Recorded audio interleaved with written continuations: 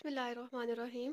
In this lecture, we are going to discuss about bond length. Bond length क्या होती है कि दो न्यूक्लियाई हैं हमारे पास, मतलब कि दो एटम्स हैं जिन्होंने कोवलेंट बॉन्ड बनाया हुआ है आपस में। ठीक है, एक ये एटम है हमारे पास और एक ये एटम है हमारे पास। इन्होंने क्या बनाई हुई है, इन्होंने बॉन्डिंग की हुई है। और बॉन्डिंग क्या है कि इन्होंने शेयरिंग की हुई है। शेयरिंग से जो बॉन्ड बनता है वो होता है कोवलेंट बॉन्ड। तो मतलब इन दो एटम्स के दरम्यान में कोवलेंट बॉन्ड है। अब बॉन्ड लेंथ क्या होती है कि एक एटम की जो न्यूक्लियाई है उसका सेंटर और दूसरे एटम की जो न्यूक्लियाई है उसके सेंटर तक जो डिफरेंस होता है या डिस्टेंस होता है उसको हम कहते हैं बॉन्ड लेंथ। ठीक है, क्या है, एक एटम की न्यूक्लियाई के सेंटर से दूसरे एटम की न्यूक्लियाई के सेंटर तक जो डिस्टेंस होता है उसको हम कहते हैं बॉन्ड लेंथ। डेफिनेशन देखते हैं, the distance between centres of two nuclei forming covalent bonds. मतलब कि कोवलेंट बॉन्ड फॉर्म कर रही हैं दो न्यूक्लियाई हैं, उनके सेंटर से लेकर जो आपस में एक सेंटर से दूसरे सेंटर तक जो डिफरेंस है उसको हम कहेंगे बॉन्ड लेंथ। अगर हम बात करें यूनिट की तो हम, क्योंकि ये लेंथ है तो हम इसको नैनोमीटर में भी लिखते हैं, पिकोमीटर में भी लिखते हैं और आंगस्ट्रॉम में भी लिखते हैं। नैनो नैनो किसके इक्वल होता है, 10⁻⁹ पिको 10⁻⁻12 और आंगस्ट्रॉम जो होता है 10⁻⁻10। यहाँ पर 10 आएगा। ठीक है, 10⁻⁻10 मीटर। ठीक हो गया। अब अगर हम बात करें फैक्टर्स की जिन पर बॉन्ड लेंथ डिपेंड करती है या जो बॉन्ड लेंथ को रिप्रेजेंट करने में हमारी हेल्प करते हैं, तो पहला जो हमारे पास फैक्टर है वो है इलेक्ट्रोनेगेटिविटी डिफरेंस। इलेक्ट्रोनेगेटिविटी डिफरेंस कैसे देखेंगे हम, फर्स्ट करें यहाँ पर हमारे पास सिलिकॉन है और साथ फ्लोराइड, सिलिकॉन फ्लोराइड है। तो हमने क्या देखा, इसकी जो इलेक्ट्रोनेगेटिविटी डिफरेंस आ रहा है वो है 155 पिकोमीटर। ठीक हो गया। अब हम क्या करते हैं कि हम पहले सिलिकॉन का अलहदा से और फ्लोरीन का अलहदा से देखते हैं कि इनकी बॉन्ड लेंथ क्या बनती है। अब देखें 117, सिलिकॉन की जो बॉन्ड लेंथ है वो 117 बन रही है और इसकी जो बॉन्ड लेंथ है या हम कह सकते हैं एटॉमिक रेडियाई जो है वो 64 होता है। तो टोटल बनता है 181 पिकोमीटर। तो लेकिन हमारे पास वैल्यू क्या आई है, 155 पिकोमीटर। तो 155 हमारे पास क्यों आई है, क्योंकि इलेक्ट्रोनेगेटिविटी डिफरेंस की वजह से फ्लोरीन जो है वो हाईली इलेक्ट्रोनेगेटिव है। फ्लोरीन की जो इलेक्ट्रोनेगेटिविटी होती है वो 4 है। जब ये बॉन्ड बनाएगा तो इलेक्ट्रॉन्स को अपनी तरफ ज़्यादा खींचेगा। इलेक्ट्रॉन्स इसकी तरफ ज़्यादा खींचने की वजह से बॉन्ड लेंथ जो है वो कम हो जाएगी। ठीक है, तो बॉन्ड लेंथ क्या हो रही है, कम, इलेक्ट्रोनेगेटिविटी डिफरेंस की वजह से।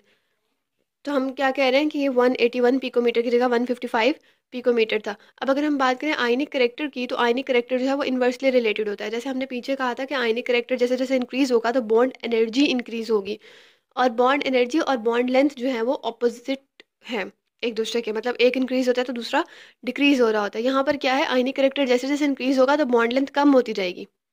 ठीक है, क्यों, क्योंकि आयनिक करेक्टर इंक्रीज हो रहा है, इसका मतलब है कि साइज छोटा होगा। साइज डिक्रीज होता है तो आयनिक करेक्टर इंक्रीज होता है ना। जब साइज छोटा होता जाएगा, दो छोटे साइज के मॉलिक्यूल्स आपस में बॉन्ड बनाएंगे तो इनकी बॉन्ड लेंथ तो कम होगी। इसलिए हमने कहा कि आयनिक करेक्टर बढ़ेगा तो बॉन्ड लेंथ जो है वो कम होगी। नेक्स्ट अगर हम बात करें साइज ऑफ एटम की, तो साइज ऑफ एटम जितना बड़ा होगा बॉन्ड लेंथ उतनी ज़्यादा होगी। अगर हम आई और आई की बात करें जैसे हमने पीछे की, तो साइज जो है वो बहुत बड़ा बड़ा है। ये देखें, ये हम बात करते हैं आयोडीन, फर्स्ट करें ये आयोडीन है, ये सेंटर यहाँ से यहाँ बॉन्ड लेंथ जो है वो ज़्यादा होगी। जबकि अगर हम देखेंगे, हम समझे फ्लोरीन के हमने लिए एटम्स, तो इसका सेंटर और इसका सेंटर ये वाली बॉन्ड लेंथ जो है वो कम है। तो साइज जैसे जैसे इंक्रीज होगा बॉन्ड लेंथ ज़्यादा होती रहेगी। उसके बाद अगर हम बात करें बॉन्ड एनर्जी की, तो हम जैसे अभी पीछे डिस्कस किया कि बॉन्ड एनर्जी जितनी ज़्यादा होगी बॉन्ड लेंथ उतनी कम होगी, क्योंकि ओवरलैपिंग, बड़े साइज़ के मॉलिक्यूल्स जो है वो ओवरलैपिंग इतनी अच्छी नहीं करते तो बॉन्ड अच्छा नहीं बनेगा और बॉन्ड लेंथ क्या होगी, ज़्यादा, जबकि बॉन्ड एनर्जी क्या होगी, कम। उसके बाद अगर हम बात करें एस करेक्टर की, तो एस करेक्टर जैसे इंक्रीज होता है तो बॉन्ड की अट्रैक्शन इंक्रीज होती है और बॉन्ड एनर्जी इंक्रीज होती है।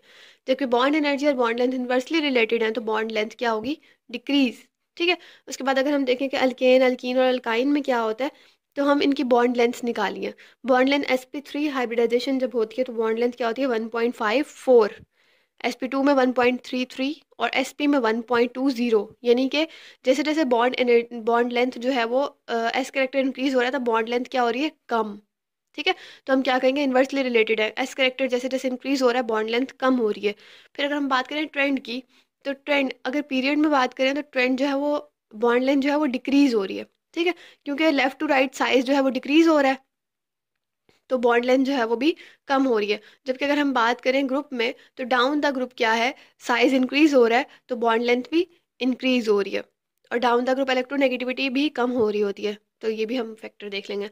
फिर हमारे पास क्या है कि बी एफ और बी सी एल, इसमें हमारे पास उन्होंने क्या दिखाया, ये फ्लोरीन है और ये क्लोरीन है। बोरोन तो सेम है, बोरोन फ्लोराइड और बोरोन क्लोराइड है। बोरोन तो सेम है, तो यहाँ पर डिफरेंस क्या चीज़ ला रही है, फ्लोरीन और क्लोरीन। फ्लोरीन की इलेक्ट्रोनेगेटिविटी ज़्यादा है तो इसकी जो बॉन्ड लेंथ है वो कम है, जबकि क्लोरीन की इलेक्ट्रोनेगेटिविटी जो है वो फ्लोरीन की निस्बत कम होती है, 3 होती है, तो इसकी इलेक्ट्रो बॉन्ड लेंथ क्या आई, 175, मतलब down the group bond length increase हो रही है। ठीक है, तो ये था बॉन्ड लेंथ का कॉन्सेप्ट। होप्स आपको समझ आई होगी। Thank you.